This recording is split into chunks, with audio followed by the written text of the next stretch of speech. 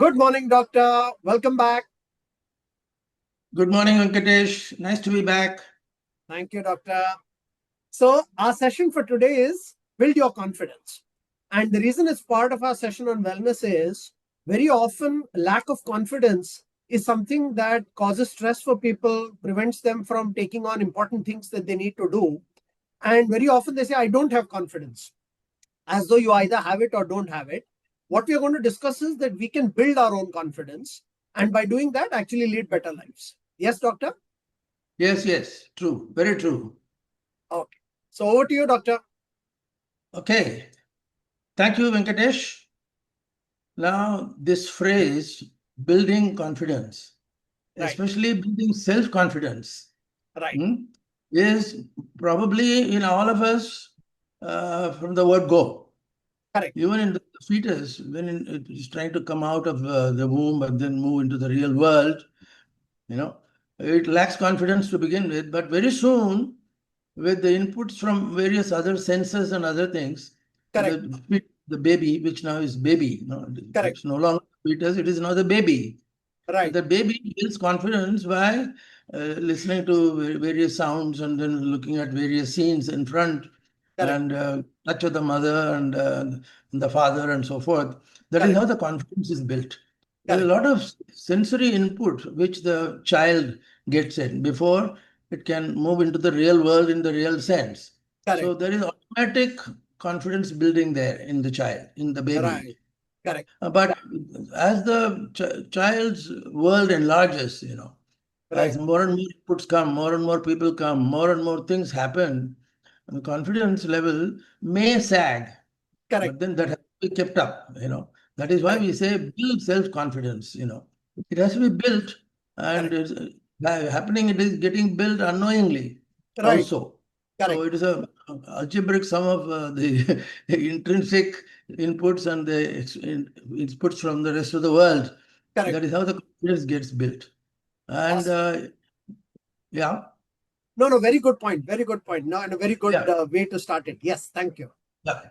So when we say we build self-confidence, we are only supplementing the nature's way of building confidence. Yeah. Correct.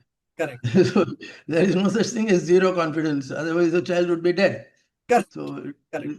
confidence level exists, Correct. and we bolster it, and we add value to that. Now the various Correct. levels of confidence, various types of confidence will get accumulated, Correct. and when the child becomes a full-grown adult, Correct. you have almost 360 degrees confidence building already happening. Correct. So you have to see how we can improve on this. Correct. Yeah. Yeah. Yeah. Perfect. Next slide. Perfect. Yeah. Yeah. Next slide. Now, what is confidence? Confidence is believing in oneself. Correct. And one has to believe in one's own abilities and one's own potential. Correct. That is how. And Yeah. if it happens by itself, by as we just saw, 99% things happening by themselves and to oneself, that Correct. is self-confidence. And Correct. that self-confidence will continue to grow. Correct. But it has to grow enough.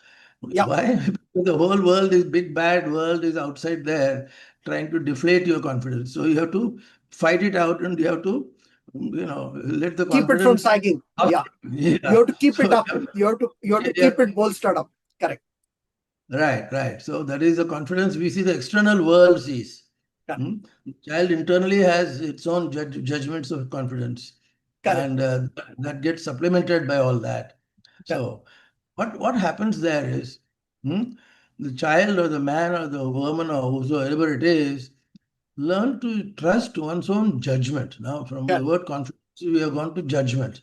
Correct. As the child is receiving inputs and evaluating inputs Correct. and judging the inputs, judging oneself vis-a-vis the inputs, Correct. that is happening.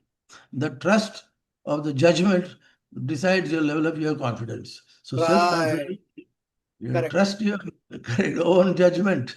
So confidence is judgment. You Correct. judge well, confide well. Trust in your judgment. Yes. Correct. Yeah. Like that. So next slide, please. Yeah. Now, in the context of modern world, Right. where hundreds of things are happening. Hundreds of inputs are being received and reacted to, and so forth. Doctor, There could are I request you to speak a little louder, please? yeah. Yeah, Is it please continue. better? Is Yeah, it better? yeah. Yeah. Sorry, actually, So move a little back and speak a little louder. yeah. Okay. Yeah, thank you. That's good. Now there is something called moral courage, which the child or the man or the person has to build. Right, Now, when the child or the man is receiving inputs and keeping on adding inputs every minute of existence, so the judgment of the child will have to be in the right sense and right direction. correct. If the child doesn't have the moral courage, the child will be receiving and reacting in a very not a nice way, to Right, put it. That's why it requires moral courage. And correct. moral courage is built by the parental influence first. Like all the things that we see, parental influence will decide 90% of your confidence and 90% of your judgment and so forth. Right. To start with. Moral Yeah, courage has to, yeah. So from home, from the parental to the outside world, you require moral courage. correct. What do we mean moral courage? There are certain areas where we say that courage is not possible. Right, Courage is not good also. Supposing you get, tricked into a not a very pleasant or a valid area, you right. require moral courage, which is conscience. You Correct, know, this word conscience gets into it automatically. correct. Even a child, before it becomes the first birthday child, you Right, know, child is judging. If somebody in the room of people, the child will pick and choose the mother and the father and not a stranger. correct. Because the child knows that the stranger may not be trustworthy, and for that you require a moral judgment, and for that you require a moral courage. Now we are Correct, bringing in the element of value based and stuff like that early in life, because it is early in life. correct, It may not be visible or you know radiating to the rest of the world, but it is happening, and it is a morality or a moral judgment automatically comes in, correct, because that will decide how you build your confidence. You correct. may be building confidence in the totally wrong manner by associating with people and persons and things which are immoral. Right. Then you're gone. You're off in the funny track, Wrong direction. and Correct. yeah, Yeah, it's your like confidence is being built on the wrong foundation. absolutely, absolutely. That is how people get turned into a thief or a saint or something. So both come from the same confidence level to begin with. Correct, Okay. Now, there is an element of building confidence which tells you how much have you gone through in life so far. Now, as we move along in life, a lot correct, of things we decide or we judge by saying that, okay, I've been here, I have seen this, I have done that. That gives correct, you the confidence. And if you build it in the right direction, that's going to be an excellent breeding ground for value judgments, excuse me, which you will put to use later in life. correct, So I've been there and I've done that is a good thing, and it is not a boast or something. That is how you accumulate your experiences. correct, So being there, done that, and that's how your confidence gets built. correct, So all are interconnected, and then they move forward in one direction. And correct, if they move forward in the right direction, you have a saint. If you move forward in the wrong direction, you get a thief. right, So being there, done that is vital. So you correct, self-analyze, self-scrutinize all that as correct. you accumulate. Yeah. Any comment, Venkatesh? Yeah, no, very, very important set of points thus far. And I think this one that a lot of our confidence is the confidence of having seen it before. And Right. the confidence of being there, done that is that your confidence is the sum total of your experiences. And therefore, you have to diversify your experiences. You have to learn from your experiences. That's how confidence gets built. So I think a fascinating discussion. Yeah. Right. Right. Very true. Now, confidence has to be distinguished from arrogance. Now, Yes. confidence can go into vanity, and vanity can stay within healthy limits, or it can grow out of proportion. And Correct. excuse me, confidence, in the right sense, will speak for itself in terms of your behavior and your value systems.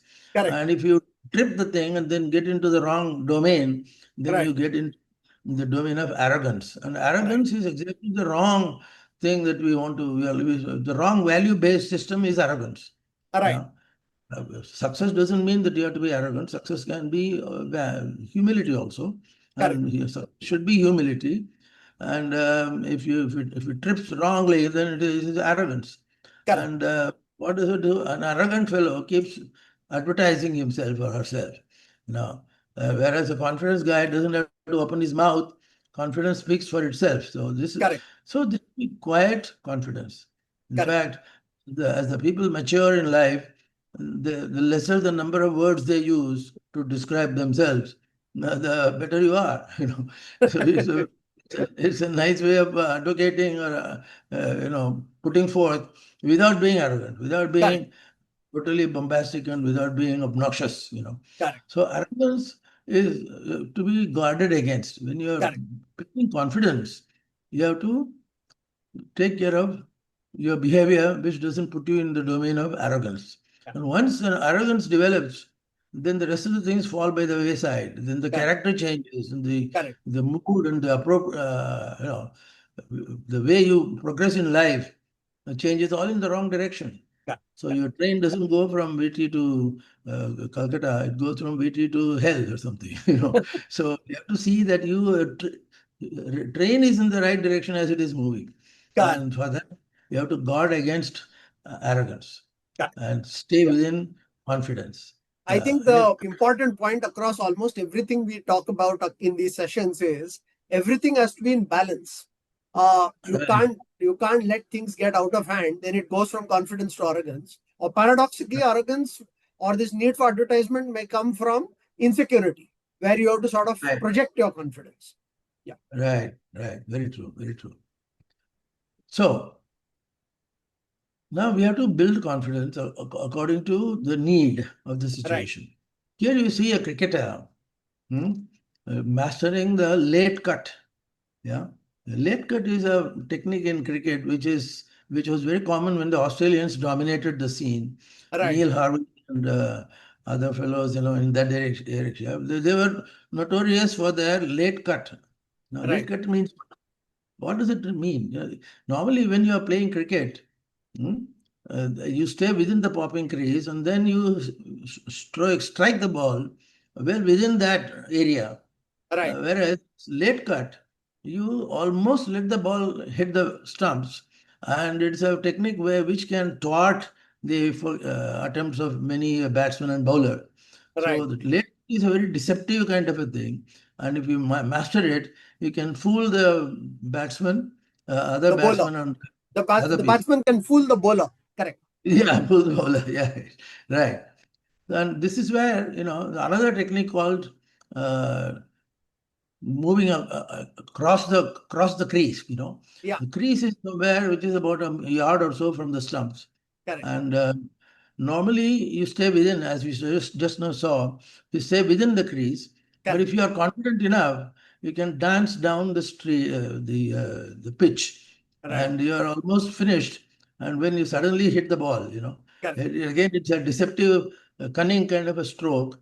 And this is put into use by many of the people, especially Australians and English people those days. Correct. And then, of course, Indian cricket also matured, and then Indian crickets learned to play the uncertain game. Correct. Now, India is the master in that area. Correct. So, paying attention to popping crease and then doing a late cut is a sign of trickery in the right sense. Right. So that's an enjoyable thing, and that is confidence. When you are dancing down the strip, you are confident that if you don't hit the ball, you are gone, because if you don't hit the ball, there is no time for you to come back and protect your stumps. Correct. The wicket keeper has already hit it, like that. So I think from this metaphor, I think there are 2 points that I guess just to make it explicit.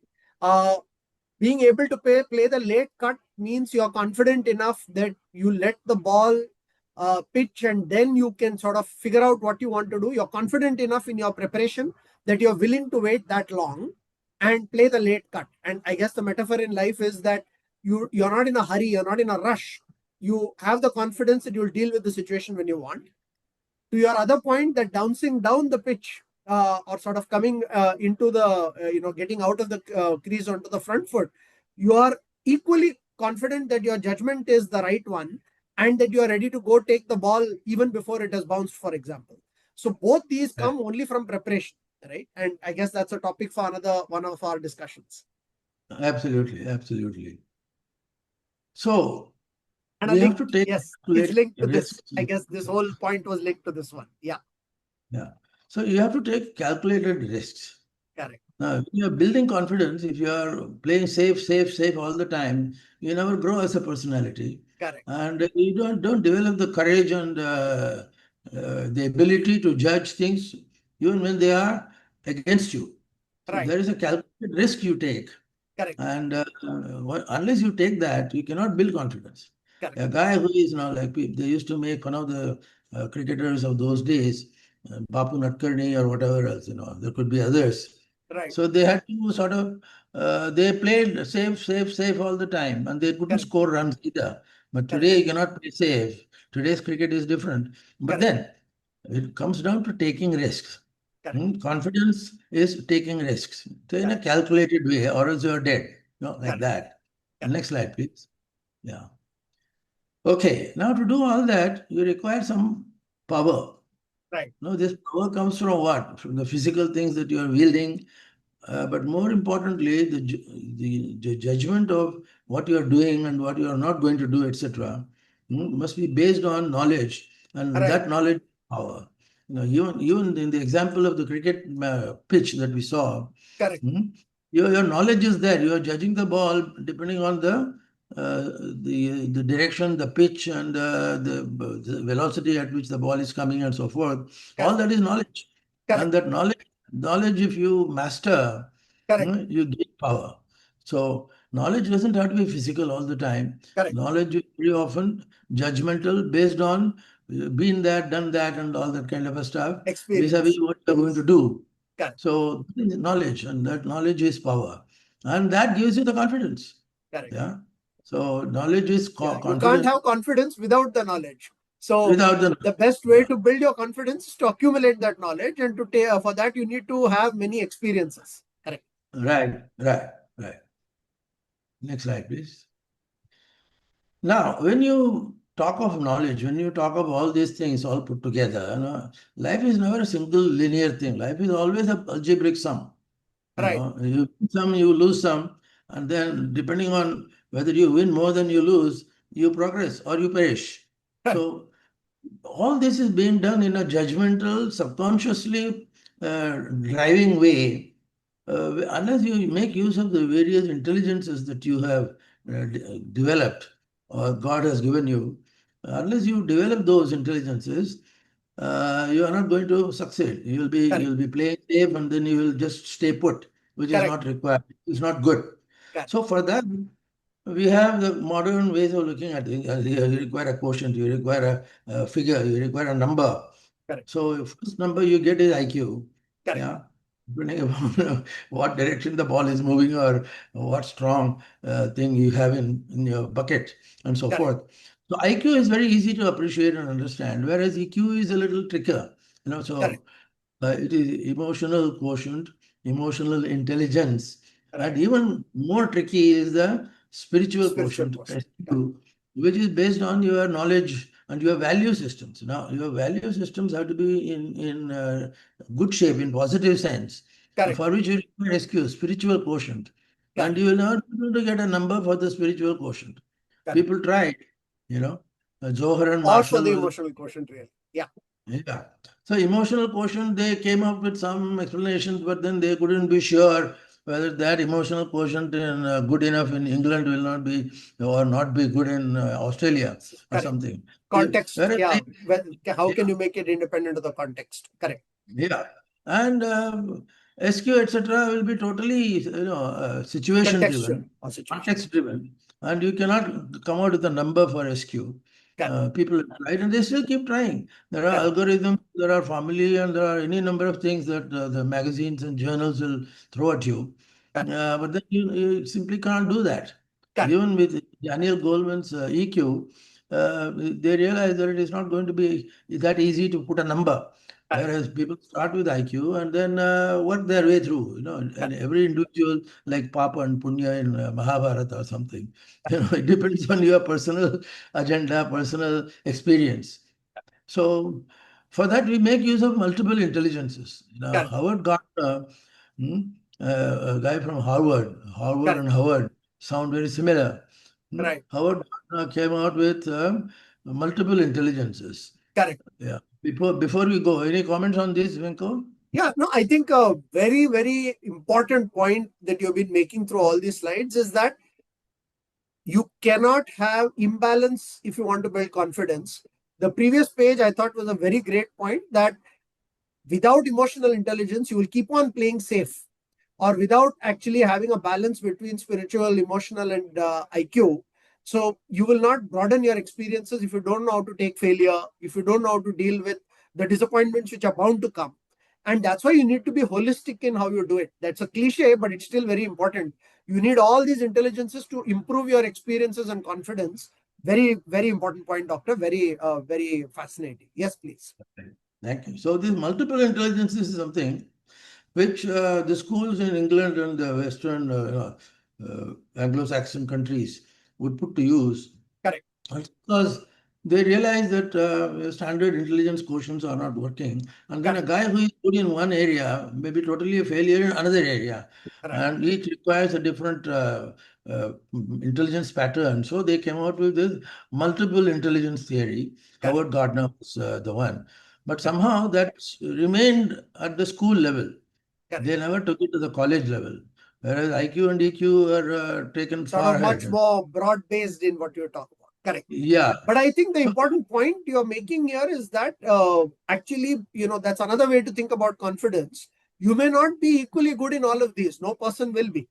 But you can play to your strengths as we have discussed in the past by identifying which of these is your strength, but having enough of the rest that you can actually be a balanced person. right. Very true, very true. So multiple intelligences remain rather in the periphery, but IQ and EQ Sort of convey has a lot the of with the topping added by spiritual quotient and so forth. Now, spiritual quotient again is again a nebulous thing. There are people who don't agree that even a spiritual thing exists. They are not exactly atheists. They are ignoramus, sort of you can call them, and there it exists. You cannot wish it away. It's an elephant in the room, right. and it will show. Correct. If your SQ is bad, it will show. Correct. And elephant or no elephant or giraffe, it's there. The trick lies in integrating all that in your personal life, personal Correct. experience. If you don't do that, you are a mechanical rascal, if you say, you to use that word. Correct. Otherwise, without SQ, your IQ and EQ have no meaning, no sense, no balancing influence at all. Correct. So, but that's required. So Correct. whenever I get a chance to talk about these, I talk a lot about SQ Correct. as much as IQ and your EQ. IQ and EQ. Yeah. So here you see Mahatma Gandhi, Right. the one and only Mahatma Gandhi, who is leading the people who are following them. Yeah, Correct. he is himself a leader, servant leader. Mahatma Gandhi is a whatever servant leader, and he leads and he also follows. Correct. So it's a mix of leadership and followership. Correct. Here you see a man, he's adding value to himself. Most importantly, the leader is adding value. Leader is Right. not just sitting there and adding IQ numbers. The leader is valuing whatever he is experiencing. Correct. And there the leadership plays a very strong role because you will have the moral authority to put down somebody and say, you shut up, like that kind of a thing, which is not acceptable to anybody else. Where Correct. somebody, the spiritual and other quotients are there, Correct. they have the moral courage and moral authority to put down people and then beat them in the Or right if not, direction. yeah, if not put them down, at least be able to I mean, like I guess Gandhiji Yeah, said, ekla yeah, chalo re, right? That right, if you need to walk alone, walk alone. And that yeah, actually paradoxically brings other people to follow you. right. Very true, very true. Yeah. Next slide, please. Now, ultimately, to build confidence, How are we? We got one more couple of slides, I think. Yeah, I Yeah. think we have a couple of more slides. Yeah, yeah. We are fine for Yeah. time. Yeah, you can We are finish. okay. Yeah, we Yeah. are good. Now, if you This want. is the Yeah. last but one slide. There's only one slide after Okay. this. Yeah, Okay. Now, to understand all this, you require an understanding of what your strengths or what your weaknesses are, what are the threats that are facing you or you are facing, right, and what are the opportunities where you can, for example, now people are talking about, the IQ industrial, AI, for example. right, AI is based on your support of your senses with the computers, and there you become an alternative intelligence guy, right. and you can more or less make out where you are heading as of Correct, now. correct. To tomorrow will happen. So you can sort of head in the right direction, but Right, to get all that, you judge yourself, you weigh yourself, how you sort of look at the pluses and minuses in your own domain. So right, there, strengths everybody knows and loves, because strength is a strong man's property, and uh, the opposite of that, for example, you got, for example, here strengths. Weaknesses will be the opposite of strengths. If you don't have correct. strength, you're a weakness guy. And if you have opportunities, then you You'll are have able to, threats. yeah, like that. So it's opposite of a threat. A threat, you have two upper things and two lower things, and strengths and opportunity. Strengths give you opportunity, and weaknesses bring in threat, and so Correct, forth. Anyway, you can interpret this in any which way you want, but by and large, people only look at strengths and weaknesses because they don't like to sort of worry about threats, of course, opportunities are there. So it's a mix. It's an algebraic sum of that. So algebraic sum is the one that rules the world. Nobody is and I guess absolutely good. one of the sorry, Yeah, no, one of the yeah, points I guess you have made in the past, and I guess now connecting it to today's topic, you cannot be truly confident without some introspection and looking inside to examine all of this. If you're right, blind to all of these, your confidence will be brittle, right? It will be fragile. right, And it will be right, better founded if you know your strengths and weaknesses. You need to introspect to that extent. And then you can play to your strengths and slowly shore up your weaknesses or avoid your weaknesses. But right, confidence without this introspection, I guess, is the point you're making. That's how you right. build your judgment and trust in your judgment, as you called it. Absolutely, absolutely. This is the last slide. Now, Yeah. this is the last slide of Saint Hanumanji or God Hanumanji or whatever. Whether Yes. he's a saint or a god, You have used it before. Yeah, because it's a beautiful yeah. slide. Yeah. So this man or this God. human or monkey man, hmm, had a hell of a lot of power and knowledge, Correct. but he didn't have the kickstart, spark plug to ignite Correct. whatever is around him, and then he therefore was very docile, and he was sort of down, in his senses and appreciation. Then came Jambavan, a colleague, senior colleague of his. He Correct. says the job is to cross the ocean, which everybody knows. You don't have Right. to repeat. So you have to cross the ocean. So what do you do?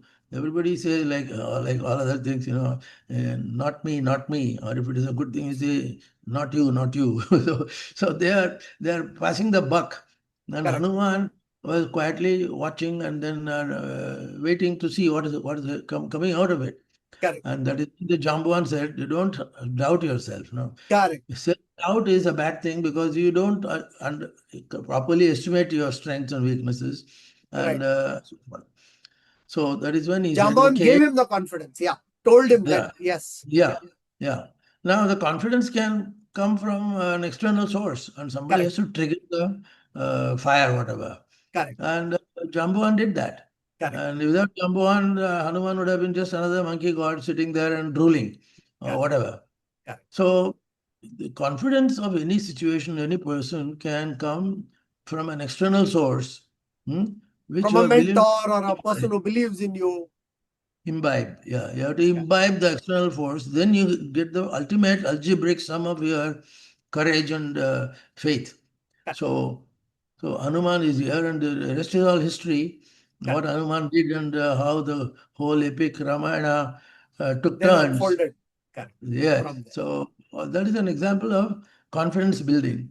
Correct. And you can have hundreds of examples along, like building confidence at home. You are just cooking some, say, vegetable, Correct. and you're not sure of how much salt you have added.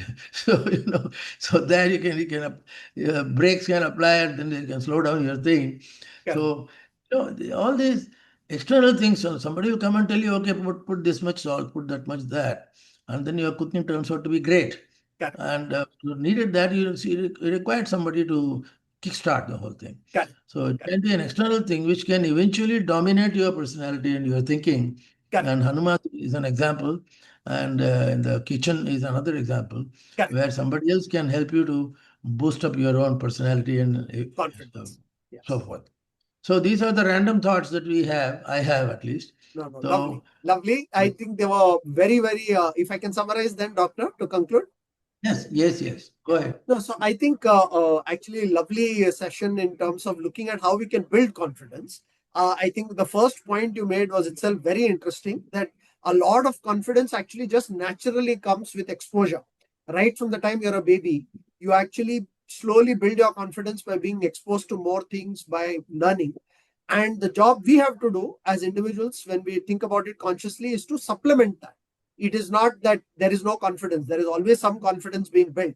And it comes with experiences, like we also discussed. A lot of the confidence is the confidence of having been there and done that. So, confidence comes from experiences. We can't only play safe, because if you only play safe, our experiences will never be wide and broad enough to give us confidence. So we have to take some calculated risks. We used a few examples from cricket to understand that better. But all of that comes from two very important things we can do.